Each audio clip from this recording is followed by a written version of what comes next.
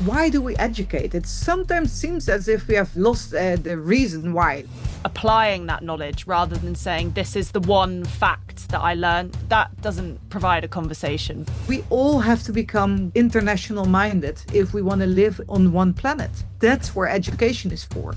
I love that. It's really thought-provoking. It's education for a better world.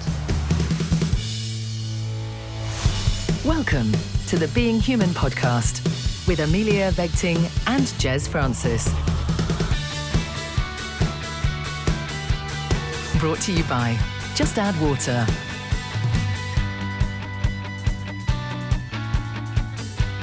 Hello, I'm Amelia Vegting. And I'm Jez Francis. Welcome to the Being Human podcast, where with special guests, we continue to explore what it means to be human in this world we find ourselves living in. A question for you, Amelia. Who sticks out in your mind as your favourite teacher or educator, and what did they do that made the experience positive and memorable? Okay, so the first person that immediately comes to mind is one of my teachers from my time at secondary school, Mrs. Chesterton, who was my PE teacher all throughout sort of year 7 all the way up. But where she really impacted my life was during my A-levels, which is the final set of exams that we do here in the UK. Sport was a big part of my life and still is. And all throughout school, I had trainings, all throughout the week, playing on weekends, both for school and also for outside clubs. And Mrs. Chesterton became my mentor during those final 2 years. And we had meetings over lunchtime or during my free periods where she was really able to support me in being able to balance everything that I had going on. She had this brilliant capacity to be able to keep me calm when I really felt like things were getting on top of me, and also advocated for me where I might have been behind on a bit of homework due to having training sessions or tournaments to go to, and really helped me have those, challenging conversations with teachers at the time. I just really felt like she had my back and took the time to get to know me. And she was just so considerate and caring and easy to talk to. So I have to say a really, easy question to answer because she comes to mind straight away. And I do think that there's hopefully some of the things that she was able to provide for me that I can, go on and do for other people in the future. So, yeah, she was just absolutely brilliant. But who springs to mind if I was to ask you the same question? This is more of a challenge for me for 2 reasons. Firstly, because my experience of teachers happened a very long time ago. And so it's in the recesses of my memory. And secondly, because more seriously, I didn't do particularly well academically at high school. I remember vividly getting my A-level results and the crushing, sinking realisation that all my friends would be going off to university and that I would not be. But that said, and I'm reminded of the fabulous conversation that we had with Eric about the power of failure back in Series 1, my screw-up in school exams meant that I got to be taught by someone who profoundly altered the course of my life. In just 6 short months under Kath Wilkins' tutorage, I learned more about myself and my ability than at any other time I can recall, I think. Wow. So, what was so different about her approach to teaching that made such an impact? Firstly, she treated me and my fellow students as equals. We were on first name terms with her, which was a complete change to school where masters were called sir. But perhaps more than that, we were treated like adults. And certainly I felt 100% empowered. My lasting memory of her, I don't know whether she actually said this or I'm remembering the sense of it. I have a vision of her saying, do the work, don't do the work. It's your choice. But if you do, I'll be alongside you every step of the way. Nobody will work harder to make sure you succeed. And it was hugely, hugely, hugely powerful. My other overriding memory of Kath was her complete lack of judgment. So there were lots of different reasons why me and my fellow misfits needed to retake our exams. But at no stage did I feel any shame or embarrassment or self-doubt. In fact, I only ever felt that she really, really believed in me. And over time, as a consequence, I think I started to really believe in myself. So second time around, I aced my A-levels, and the rest, as they say, is history. That's a really, really lovely story, and also very much in keeping with what we're going to be exploring with our guest in a moment. But just before we get into all of that, shall we take a moment to celebrate the pauses and not the peaks of life? You know, the routines and not the highlights reel. Boring things about me. The social media channel the world needs right now. Yes, definitely. Can you imagine if you should set that up? You'd have so many followers so quickly. I think that's a compliment. Go on, you kick us off. What's your boring thing about me for this episode? Have I ever told you about the time I took my family to drive through the newly opened A3 tunnel at Hindhead? Late July 2011, if I remember correctly. I don't think you have, but this does seem particularly fitting. As you can imagine, they were all very unimpressed with my choice of day out. So imagine their joy just over a year later in September of 2012 when our destination for the day was the brand new Cobham services on the M25. Oh, my words, your poor, poor family. You hadn't learnt your lesson then. No, I hadn't. And I see what you've done Yes. there. Very topic-centric. Yeah, very good. Amelia, let me explain. In just a few short months, the refurbished M25 Junction 10 will be completed. And I'm not sure I'm going to be able to convince my family to join me to experience the multiple ways the junction can be navigated. I doubt they're even going to be up for discussing how many of the possible 16 transitions, no less, that we'd have to complete in order to consider this particular infrastructure project ticked off the list. In truth, I'm struggling to find anyone that wants to talk to me about it, let alone visit it with me. So, surprising. Which is why I thought of you. Interesting. When did you want to go? So it's spring to 2000. I'm sorry, I'm busy then. You didn't let me get the date out. Quite deliberately. Back to the drawing board then. Oh, well, there we go. That's my boring thing about me. What about you? Recently, I felt like I've been living out of a suitcase, which has involved lots of really, really fun plans, but I've just been a bit here, there and everywhere. So I went to Anglesey with my friends from university, which was just brilliant weekend, and we were very lucky with the weather.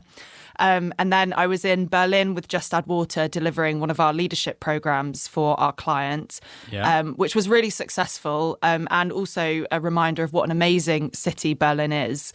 I landed on the Friday morning, and then that Friday evening, I drove down to Bristol for one of the bank holiday weekends to go and see my boyfriend. So it was all just a bit up in the air, living out of a suitcase. And I deliberately, the weekend after that, kept a very quiet weekend so that I could just kick back and chill. Exactly. Yeah. You know, be in your own space and in your own bed. So in the run-up to that weekend, a few plans came into that, and it wasn't quite as free as it was, but it was still relatively relaxed. And one of the plans that I had was to go for lunch on Sunday with a friend. And I woke up on Sunday and started getting ready for the day. And then I received a message from the friend that I was meeting. She could no longer make it, so she had cancelled on the day. Shame. But I was slightly secretly, though obviously not so secretly now, really okay with it. There was something so nice about having a surprise full Sunday to myself, and you won't believe the amount of life admin I was able to get done on that Sunday. The gift of time. Completely. So it was food shop, bathroom deep clean, kitchen deep clean, you know, went for a walk, listened to a podcast. It was just a lovely, productive day to myself. So my boring thing about me is secretly happy to have plans cancelled and have some time back. So there we are, folks. The boring things about me part of our podcast.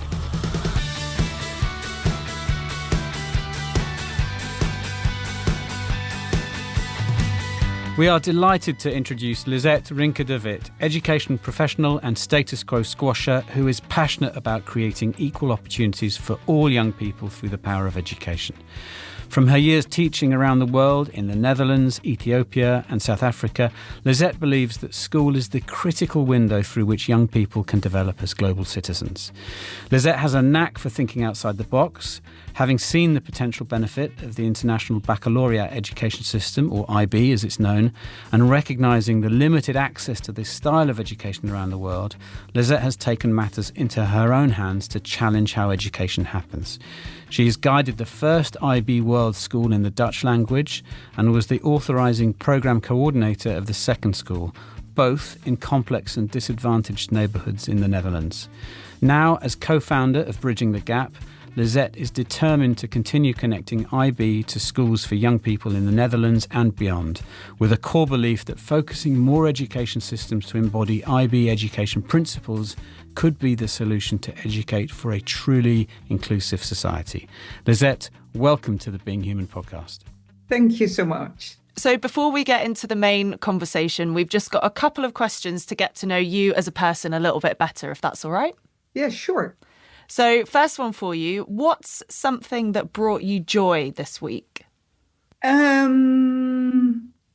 are actually two things. And for the first thing, I'll go back. Last week, I visited Reggio Emilia in Italy.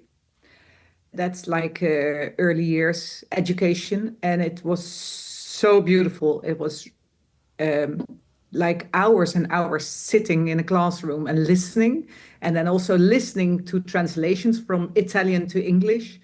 So we were expecting it would be sort of boring, but it was so beautiful. And also the discussions they had about early learners, young people, very young people, and how it sort of starts with raising your democracy there.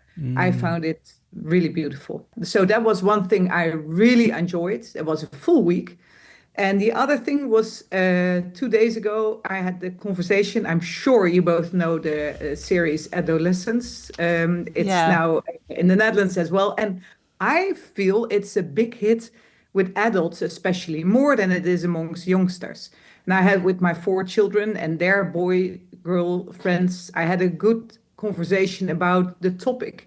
And I thought, how rich can a person be to have these conversations with your children, with your family? It's a very popular show, isn't it? And it really stops you in your tracks and makes you think and reflect. Yeah.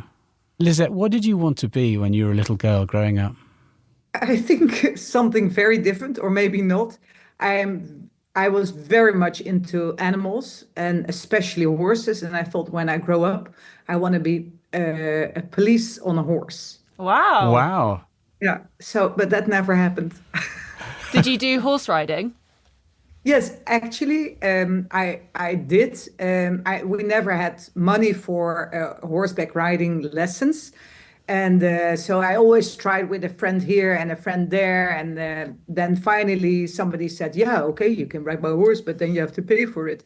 And then I was so angry. And then I said, like you can do as a 12-year-old, oh, I'm going to buy my own horse. And then my grandmother said, okay, if you make sure you can sort of get the food and find a job to pay all that, then I'll get you the horse. So then I got my first pony. Wow. Do you still ride now? Not right now. In Ethiopia, we set up a stable for 24 horses. And South Africa did a little bit. It was too organized there. So, but I don't ride right now. No. But I'm looking forward actually to move more to the countryside and to do some driving. So with little ponies, Shetland ponies or something, and a cart. Fabulous. Oh, amazing. What's a book, film, or moment that has shifted your perspective recently? It's a Dutch book. What I read, it's called Pauper's Paradise. I don't know if that's a familiar word, paupers, so the very poor people. Mm-hmm. It's from Suzanne Jansen. And what I realized when I was reading that book, how much society is a social construct. And what actually, it was about camps that were in the east of the Netherlands, and they were set up by a general that lived more in the city, in the west of the country. And he wanted poor people, paupers, to get a better life. So he would transport them. It was like 1880, I believe. And he would transport them to the east, give them a little house, give them really table silver, a proper napkins, everything, a little piece of land, and teach them how to work the land so that they could take care of themselves. Because he said it's when you give people what they need, then they can start building their lives again. And it actually, his idea was beautiful and very warm towards the people, but the people that had to do the work became more sort of policemen and guards. And so the whole idea of giving people a new life transitioned into becoming a prison. And I thought it's so important to get people on board of your mission and to take them along that road, because otherwise any system will fail. Well, the parallels with what you're doing today are quite clear as well, aren't they? Yes, actually. So that's why it was a book that shifted my mind. And that's when I realized, from my own perspective, I'm from an artist background, and you always work on your own and you always do what you need to do just by yourself. So that's how I worked also in Africa often, because you think, oh, this is a great plan. Let's get people to do it, and we do it. And only being back in the Netherlands, where you really have to get people on board. And after reading this book, I really realized you can't do it alone. You have to get people on board to believe in your mission. I'm going to ask you the difficult question because I'm curious. When do you feel most like yourself? I don't know. I think that's I never think about things like that. I believe maybe most when I'm amongst animals. I love our dog, and I would love to have more dogs, but we live in the center of the city, so that will only happen when we move out of the city center. So I don't know. Probably most when I'm amongst animals. I think a lot of people would share that view. The connection to self and others that you can experience with animals is profound, I think. I certainly feel it. So. Yeah, definitely. What type of dog do you have? Rhodesian Ridgeback. Oh, wow. Oh, gorgeous. We got one when we were in South Africa. And I think when people get in love with that dog, they never want to change the type of dog.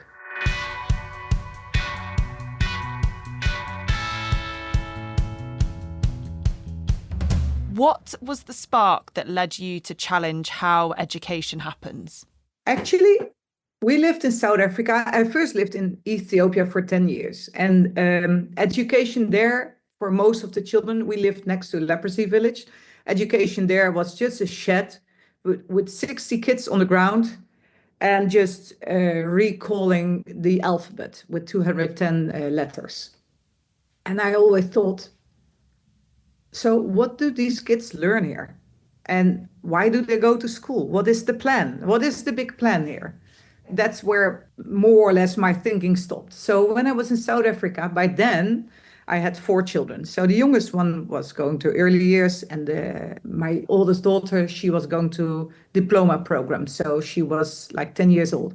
That education, I found it also compared to the education they had here in the Netherlands, I found it amazing. It was really what learning is about. And the children love to go to school. My teenager boy, not really, but I think he would have liked life anywhere at that moment. But all the others, they just enjoyed it so much. Every day was sort of, okay, this is where we want to go. And I was so surprised that a school can do that for children, because my own education, what I see with education in the Netherlands, most children find school a bit boring, but they go to school because they meet their peers. That's basically the best reason why you have to go to school and why you do go to school. And there it was so impressive. And then I always went to school going from Constantia, where I lived in South Africa, in Cape Town, Constantia, and then you would go over the mountain to Hout Bay. And that's sort of a valley after the top of the mountain. And there's only one way, so it would be sort of a traffic jam. And in that queue, we sort of would wait till we could turn right to go to that brilliant school, where we, of course, what costed a lot of money. And then while waiting, we saw on the other side walking the children in their dark blue costumes. They were walking to school. And they were turning to the left, to their school, the Oranje Kloof school. And I remember always looking like, okay, here we are in our big 4-wheel drives in a queue waiting to go to this amazing school, and there these kids just walk to school. And this is really the moment that I thought, this is the big difference. This is this critical window of opportunity, education. We know that the children that we will go to the school on the right, that they'll be all right. They'll find their way in life. And we know that the children that go to the left in their blue uniforms, that they will face so many troubles and so many challenges in their life. I thought education is what can bridge this moment, what can help solve this big problem. And so there was a program in the school also that we would bring children from the townships to the school. And but that was like 10 children from the townships. And also we realized, so why do we bring 10 children out of their home, out of their village to this school, what is so rich and has everything children need? Why don't we bring the education to the children and just shift the whole school or the whole village or the whole township? That's basically where I started the idea. And then we had to move out of South Africa much earlier than expected because of my husband's work. What was all fine. And then I came back in the Netherlands and I took that idea with me. So that's basically where it all happened. In practical terms, the work you're doing now, creating more equal opportunity in education, what does that actually look like? Coming back to the Netherlands, I first got the opportunity to start up a summer school. There was just a new summer school and they were doing the same boring work like normal schools. And it was all about language. It was also in disadvantaged areas. And then they said, oh, can you help us? So there I thought, okay, let's make a program where children really want to go to school. Mm-hmm. So let's hijack the idea of the IB programs, the International Baccalaureate, and let's see if we can, along those lines, make a 2-week program. So it's much more organized, obviously, and we trained the teachers, and the children loved it. We did it for 5 years, and one of the board members came along, and he would say, this is really like how education should look like. We had parents that would come to school and they would say, this is the first time my child gets out of bed in the morning and wants to go to school. So it was very successful, but it was only 2 weeks a year. And then this board person, he said, this is how education should look like. And we said, okay, but then let's have that conversation at the IB office that coincidentally was also in The Hague. And we walked over and they said, okay, then let's see if this works in one school. Let's see if it indeed is as beautiful as we think. So, and then I said, but then let's try to do it in disadvantaged areas because that's where the children need it so much. Yeah. And then if we want to see an effect, like if we go to an already expensive white school, parents won't see the difference because they already have the conversations at home. Yeah. I often say, like in the schools in disadvantaged areas, children learn because of school and not despite school, like in some other areas. Anyway, so then we started with one school in a disadvantaged area, the Schilderswijk, and it was at that time was one of the poorest areas in the Netherlands. I didn't know what you have to do in the background, what the school has to organize. I only had seen what teachers are doing. We authorized 2 years later, and that is actually what we then started doing more and more. So that was the first school. Then I was the authorizing coordinator on the second school. And now we're trying to grow that network of schools. And then later I thought, this International Baccalaureate is already existing 55 years. They set up a system worldwide where children that move can always go to quality education. So they're on the move because of their parents, because of embassies or big corporates or similar kind of reasons. So I thought, we also have children on the move. Yeah. It's for completely different reasons. Absolutely. But we also have children on the move. So I thought, let's start just simply with Schengen. But let's start with Europe, with a simple structure. And why don't we make a similar system? We have a big example there, how it could work. Just for anyone who's listening who doesn't know the International Baccalaureate very well, what do you believe are the principles of that education system that are helpful or that you really want to see implemented into the schools that you're working with? That's a very good question. And we always tell the IB that they don't have their story sort of, they don't have a one-liner. So that is always what makes it difficult. But I think it already starts with their mission. It's education for a better world. Yeah. And they look at what children need and they look at what the world needs. And they try to bring that together. And I think one of the things is, after the Second World War, they thought, okay, how do we do that then? How do we make education for a better world? And they said, okay, then we have to make topics that are valuable for everybody. So not only for, it started in Switzerland, so it shouldn't be only interesting for Switzerland or UK or Europe, but what if you also come from China? So how do I find topics that are interesting and important to learn, whether you're a child in Europe or in China or India or South Africa, that is important for everybody, significant for everybody. Then we have to move away from topics. So we're not talking about the queens or the reigns or the emperors or whatever. Then we talk about, let's say, leadership. And we don't talk about only World War II, because that's a very important topic maybe for children in Europe, that they have to learn that because of their grandparents. But why do we actually want to teach them about it? Because we want to teach them about conflicts. So that's a much bigger concept. So if you talk about conflicts, then you can use like World War II as an example, because a big concept, of course, is empty. I mean, what is conflict? Then you need an example to explain what it is. So let's say we explain it with World War II, and then we really know what a conflict is in terms of war. But do we also have small conflicts, like a conflict in the classroom, or with your friends, or with your parents? Or let's extend to Gaza, or to Ukraine, or you can extend it everywhere. So you can make it smaller and bigger, depending on your class, depending on your children, depending on where your kids are from. And I think that is very, very powerful. And that was really a mind shifter for me. And actually it gives you room for so much more. So otherwise you put all your energy in that one topic. And now you suddenly put the energy in that topic as an example of something much bigger. And that's actually how we want to connect the world, how we want to connect children. It's really, really interesting. What do you think are some of the biggest assumptions or habits in education that you think need to be questioned?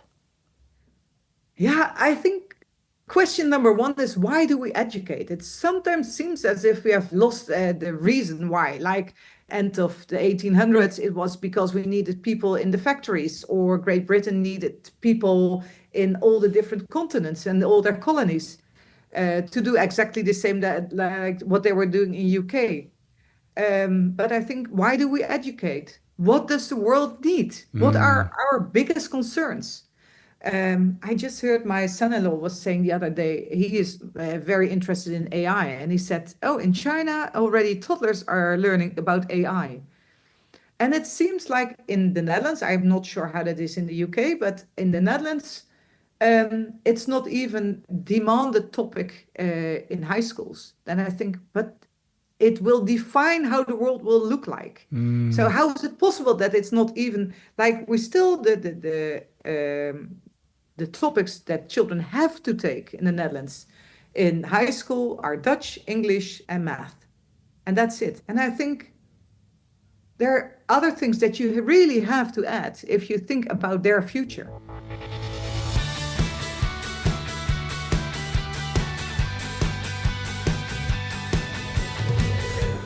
So, Lisette, in trying to bring the IB aims of educating around what the world needs to children who are on the move for other reasons, you know, they're not the children of diplomats and corporate executives. What resistance have you encountered?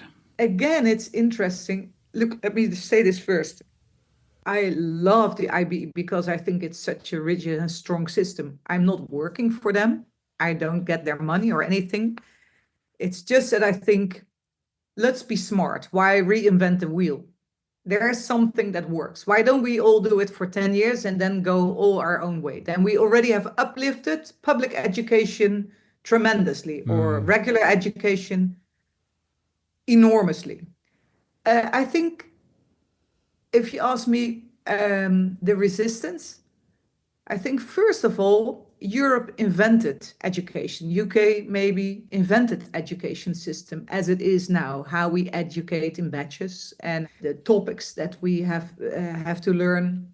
So I think it's also sort of, it's very hard for Europe to think, oh, maybe we have to look over our own borders and see what's happening and see that the world is changing. So I think they're very much in that old idea, like we invented ourselves, so it's great. And that's, I think also that's, they don't really get a grip on why they are not performing well, like the Netherlands also on the PISA test. That's first of all. I think if you talk about resistance, that's in general. If you see, for example, they're experimenting now, the IB is experimenting with South Korea, and they have two provinces where they do it in all public schools. They now starting the IB because it's they much have more an open mind, like, okay, there's something that works, let's do it, and we invent our own system over it after a while, or not, if this works good enough. So that's in general, if you look at the world, the resistance. If you look in the schools or the cities or municipalities, it's a little bit the same. And in schools, of course, you work with people. So if you tell them, look, here's a great system, and why don't we teach this way? Then a lot of teachers, they feel like, so what I'm doing is not okay. So you have to be very careful that you say, what you're doing is great, but we can make it even better. And we're not addressing the needs of our children. Let's be clear about that. We're not addressing the needs. And I also was always surprised when I started in the schools in disadvantaged areas as a teacher, that we had children when they were 4 years old and their Dutch language skills were very minimal. And they were leaving the school 6 or 8 years later, and the skills were still not at the same level of my own children. I thought, how is that possible that we have them 8 years? How is it possible that we don't teach them a proper Dutch language? So you have to reconsider, like, what are we doing wrong? Be open about it, and also see, like, how do I change that? Then also in the Netherlands, we have another issue, is that we all work with methods, with books. So for everything, like for spelling, for grammar, for language, for math, for history, for geography, for everything is another book. And then you open the book and you start page 1, and in the end of the year, page 100, and you finished. You did your teaching. So, but how does that prepare a teacher for his classroom? And how can you sort of then teach your group of children that is different than the group of children like 500 meters away in another area? So I think that is also something. So to get out of that system and to go back to a system where you say, okay, we have all these books, let's use it as a resource. But then let's think ourselves about how our education should look like. It's interesting. Those transitions are enormous. Yeah. And they start, as you say, with both challenging established and very deeply ingrained processes and structures, and also mindset as well. And I have to say that once people start trying and they see the first successes with their children in the classroom, they come back and they say, I have no idea what I was doing, because it's not from the book lesson 1, page 22. I had no idea what I was doing, but it was really fun and the kids really liked it. Have you got a specific example of that comes to mind of a student or a teacher where the light bulb suddenly went on for them? Yeah, there are many examples, but so this is what happened in the first school, that we set the coordinator of the PYP coordinator, primary years program coordinator, and I were sitting together with 2 teachers, and we were preparing a lesson. And that took like 1.5 hours because you really want to do it well, and there's some misunderstanding, and you want to let them understand that idea of teaching more conceptual rather than about topics. And anyway, so we were sitting there 1.5 hours. We said, okay, well, good luck with your lesson, and we're very curious how it all goes with the children. And then we saw her like a week later or 10 days later, because of course you talk with so many other teachers. I said, how did your lesson go? I said, oh yeah, I didn't really have time to do it, so maybe next week. That's how we started, like with trial and error and doing one lesson like in the 2 weeks. But also at that time, what we also saw teachers that sort of tried it and that they said, yes, as I said, I have no idea what I was doing, but it was so cool and the kids really loved it. And then there was also this parent that came to school and said, I really like what you're teaching. My children told me that you were teaching about we shouldn't eat fish because they eat plastic in the sea, the microplastics. So that fish is polluted with microplastics. And she said, we had a good conversation about that. And teacher said, yes, so, okay, nice to hear. Said, yes, but can you now please teach them something else? Because I would like to eat fish again next week and she doesn't want to eat fish anymore. But it provoked a conversation at home. How brilliant. Yeah, exactly. Brilliant. Exactly. And that is something what is really interesting is that also because we have many poor families, so they have their food, they sit in front of the television and they eat. They don't talk, they have no conversations. And that parents come to school, that mothers come to school and they say, we had a conversation at our dinner table.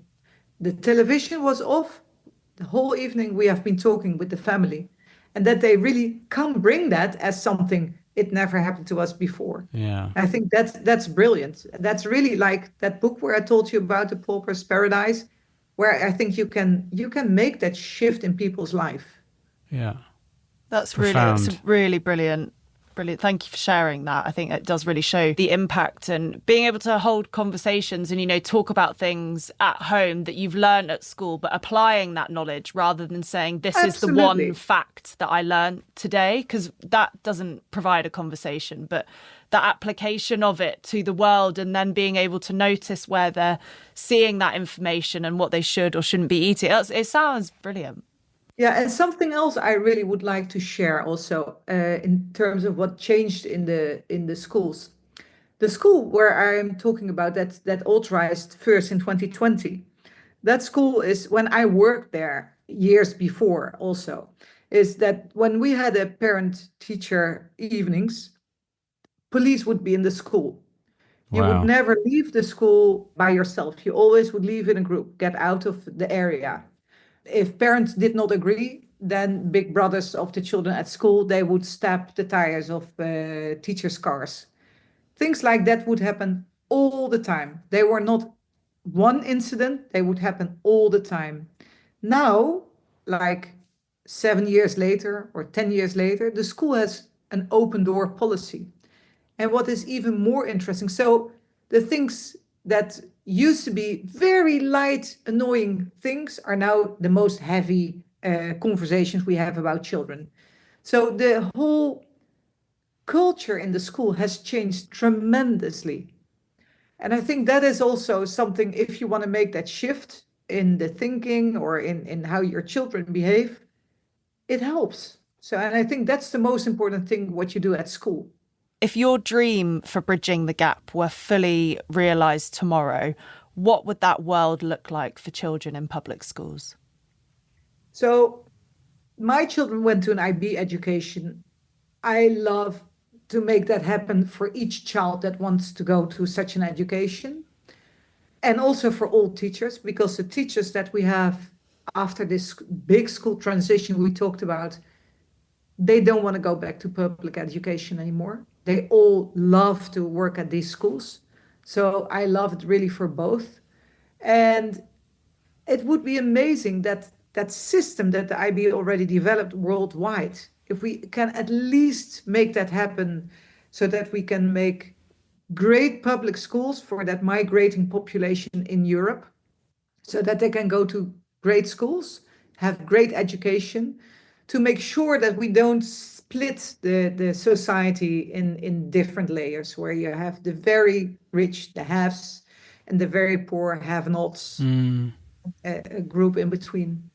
Then, of course, if I would have a magic wand, that would be awesome if you can do that for the whole world. I mean, I saw the idea in Africa, is South Africa. Why can't we make it happen in other continents as well? It does feel that closing that gap between the haves and the have-nots would solve so many of the very real problems that we face as a global society today. If we were to sort of think about that from the experience of a young student, what would you want every child to feel when they walk into a classroom? I think that strong sense of belonging, that inclusion also means that you can be there and it's okay that you're there. And I think the politics, especially in the Netherlands, they're moving the other way. But I think it's beyond politics. It's for left or right. It doesn't matter. I think that sense of belonging builds a strong society. That international mindedness, that feeling of inclusion, I think that's what we need. What does being human mean to you, especially in the context of education?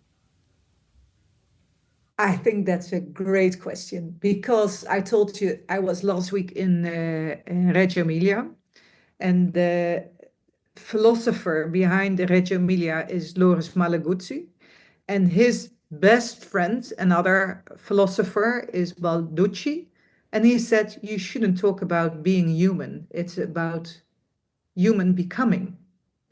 So I think that's the big thing.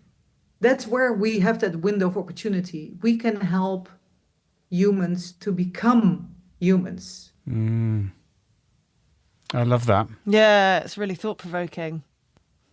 For me, that suggests that we are all born with this innate potential to become citizens of the world that the world needs. And that brings us full circle back to the role of education in unleashing that potential.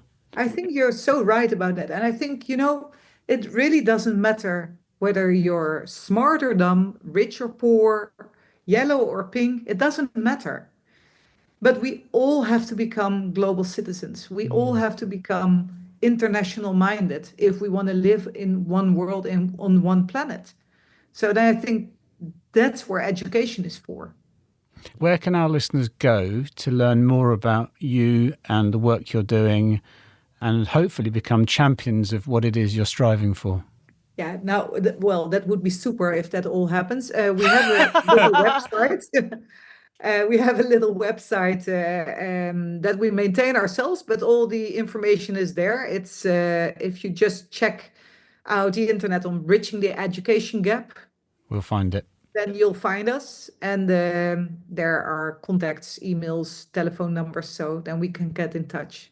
Brilliant. Well, look, thank you so much for joining us and helping us with such an inspiring conversation. Yeah, it was brilliant. Thank you, Lisette. Thank you so much. It was really lovely to talk to you, and hope that we can spark a little bit of proper, great education in the UK as well. Let's hope so.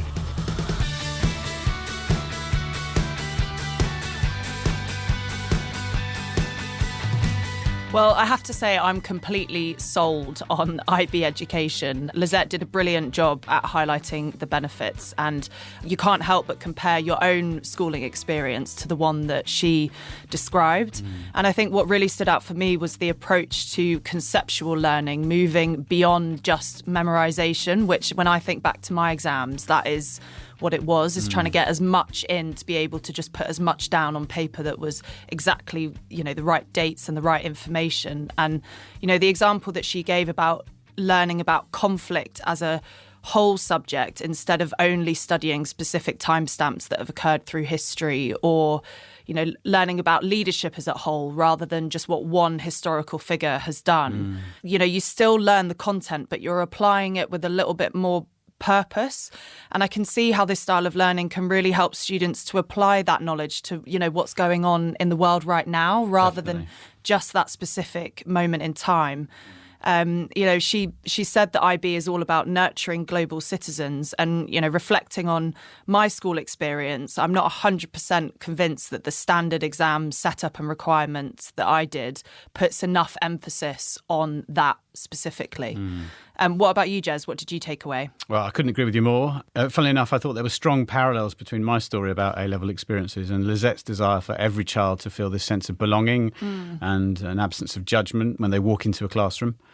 I also loved her description of the moment sitting in the car at the junction watching the kids take either a left or a right turn to 2 different schools, and how the direction taken, not through choice, but by circumstance, would determine so dramatically how their life would then turn out, and how that realisation, that moment for her, sparked everything that she's gone on to do since. In our world, Just Add Water, with the hero's journey, we'd call that a call to adventure moment. Yeah. And Lisette answered that call, and what an impact it's had and continues to have for so many young people.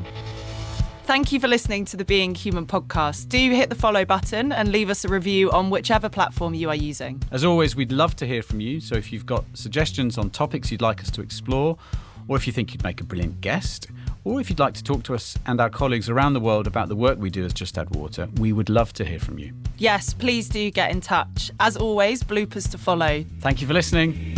You've been listening to the Being Human podcast. Brought to you by Just Add Water. Nurturing individual brilliance, forging collective strength.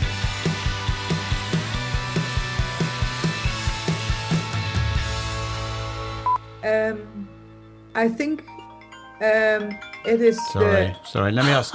let me. Jez. Sorry. I'm glad it's not me. It would be me. That might make it onto the bloopers bit. Yeah, a really brilliant conversation. Thank you. I think Amelia's stuck in a thank you hole. So one more? But I don't think that's going to get any better. Okay. Okay, in which case, well, I think my one was perfect last time. So I was only offering to redo to help you out. Perfect. Whoa, I got a perfect from Jez. Jez. Get in. Yeah, Get just a in. 10.